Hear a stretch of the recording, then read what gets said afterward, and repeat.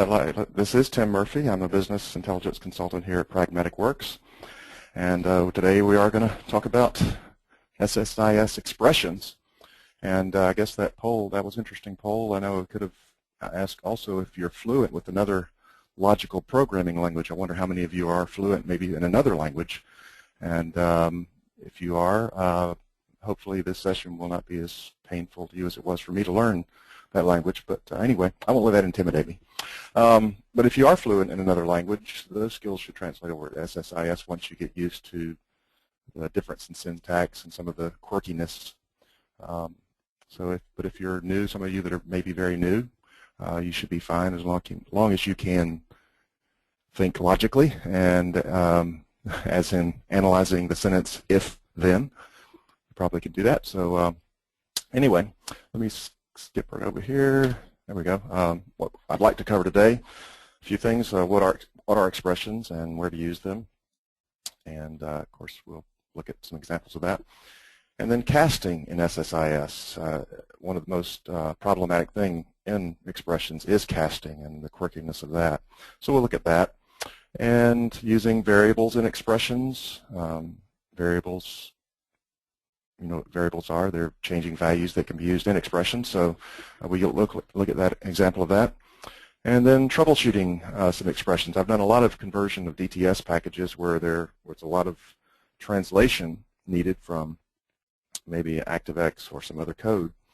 And we had to write SSIS expressions. And so we'll look at some examples that I've seen over the years I've been doing that.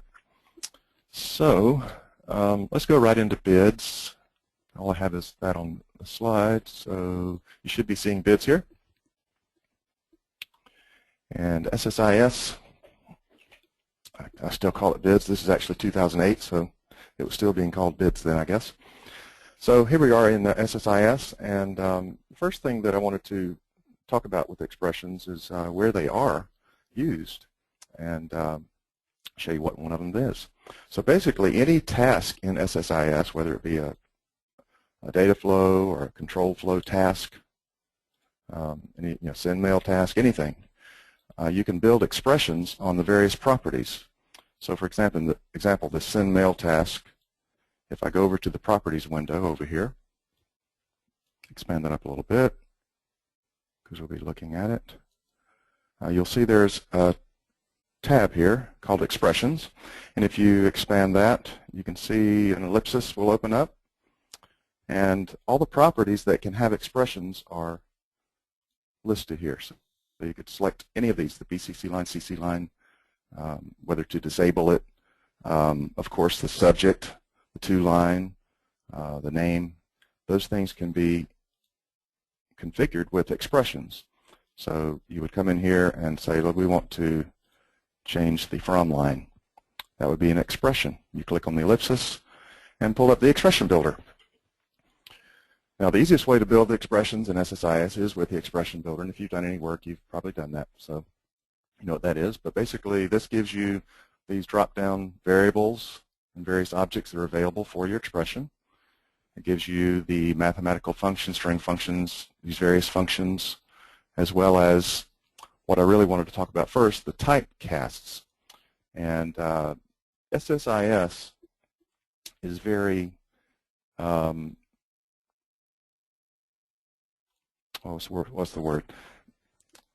It's very explicit on its data types, and if you try to compare data types or add data types that are different, you'll run into problems when creating expressions. So the way we do that with SSIS is we cast everything. So for example, if I was to say the string value of 1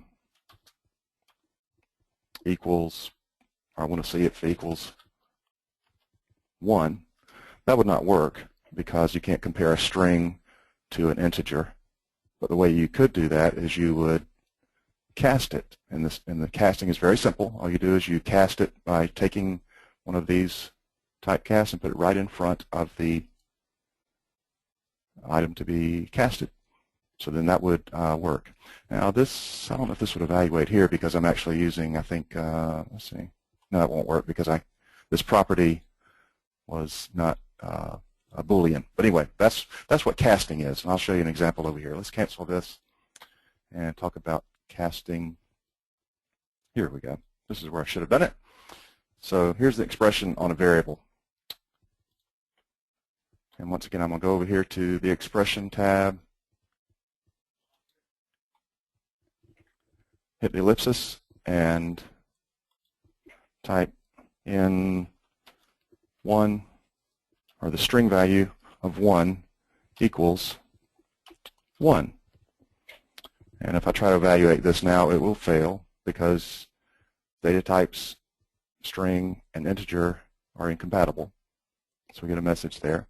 So the way we would fix that is, again, simply typecasting it. And again, you could drag this over here, or you could type in DT underscore I4, which will cast that string as an integer.